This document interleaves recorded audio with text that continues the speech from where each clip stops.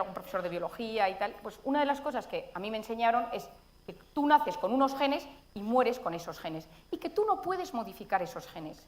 En el año 2009, la doctora Elizabeth Blackburn descubre, y le dan el premio Nobel de Medicina por ello, que los telómeros, los capuchones de los cromosomas, son un medidor de salud en el cuerpo. Es decir, a medida que nos vamos haciendo mayores, los telómeros se van haciendo más pequeñitos, y cuanto más pequeños son los telómeros, más probabilidad tengo de enfermar cáncer, enfermedades cardiovasculares, enfermedades neurológicas. Es decir, los telómeros son como el reloj biológico. Si yo me hago una prueba, una analítica, yo puedo decir, yo tengo 35 años y mis telómeros me dicen que tengo 42, pues llevo una mala vida. ¿Qué descubre Elizabeth Blackburn? Que los telómeros se recortan, pero que hay una enzima que repara el telómero, que se llama telomerasa. Y empieza a investigar esa telomerasa y observa que podemos generar más telomerasa y recomponer el telómero. ¿Por qué os explico esto? Mis niñas camboyanas violadas de 15 años tenían telómeros de personas de 80. Es decir, la forma en que nosotros nos enfrentamos a la vida tiene mucho que ver con nuestros telómeros. Y ahora mismo yo estoy haciendo en la consulta donde yo trabajo, en el Instituto Español de Investigaciones Psiquiátricas, un estudio en el cual yo mido los telómeros de la gente que viene a verme a los 6 meses de terapia y al año. ¿Cuál es mi hipótesis? Que si tú aprendes a gestionarte, a gestionar tus emociones, eres capaz de conseguir alargar tus telómeros.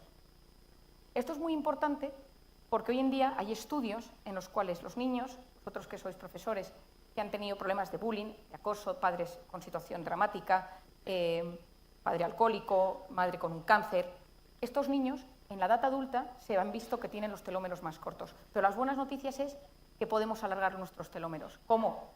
Hay dos que ya están demostrados científicamente. Una es el deporte y la segunda son los hábitos de vida tipo alimentación.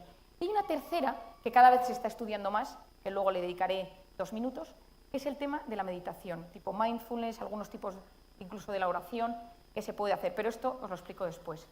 Es fundamental porque volveremos a los telómeros. De los 400, 500 que estás hoy aquí, yo hace poco me encontré con una persona por la calle y me dijo, yo estuve en una de tus conferencias y desde entonces he alargado mis telómeros.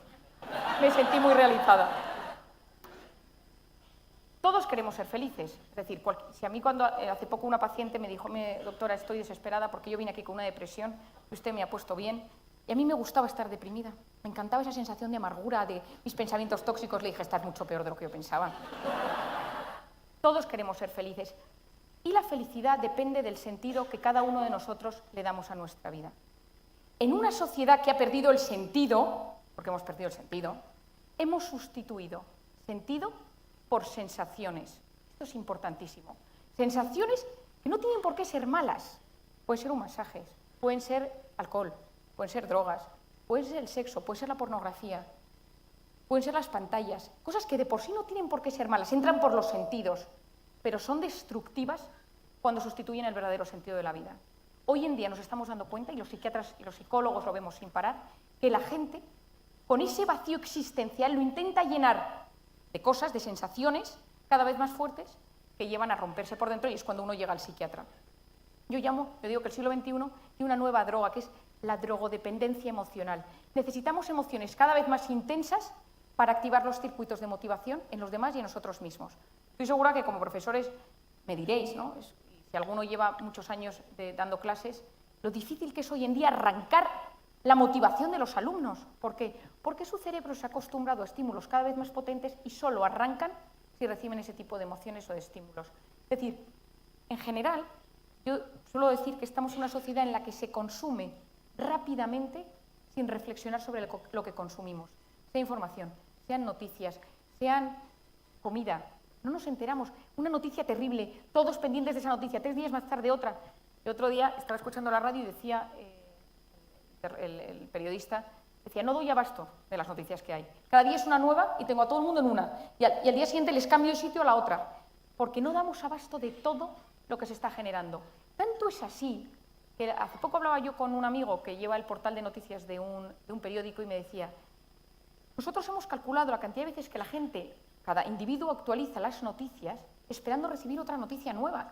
Si es que no da para cambiar la portada del portal principal cada 2 horas, porque las noticias, hay que generar noticias porque nuestro cerebro se ha acostumbrado a ingerir constantemente noticias. Es decir, existe una necesidad constante de tener información, de tener sensaciones en nuestra mente.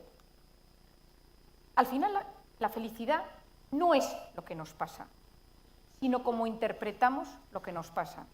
Depende de cómo yo decido ver esa realidad. Y ahora os explicaré según qué criterios esto sucede. Y al final, nuestra única manera de conectar, de ser felices, es conectar con el momento presente. El 90% de las cosas que nos preocupan nunca jamás suceden. Pero nuestra mente y nuestro cuerpo lo viven como algo real. Yo siempre digo que la felicidad consiste en vivir instalado de forma sana y equilibrada en el presente, habiendo superado las heridas del pasado y mirando con ilusión al futuro. Los que viven enganchados en el pasado son los depresivos, los resentidos. Los que viven angustiados por el futuro son los ansiosos. Depresión y ansiedad, las dos grandes enfermedades del siglo XXI. Si tú le preguntas a alguien qué le preocupa, te habla de algo que ha pasado, de algo que podría pasar. Nos hemos olvidado de conectar con el hoy y ahora y solo tenemos capacidad de funcionar, de sacar nuestro mejor yo ahora mismo. Y esto es fundamental, que sea segundo, primero los telómeros, segundo esto.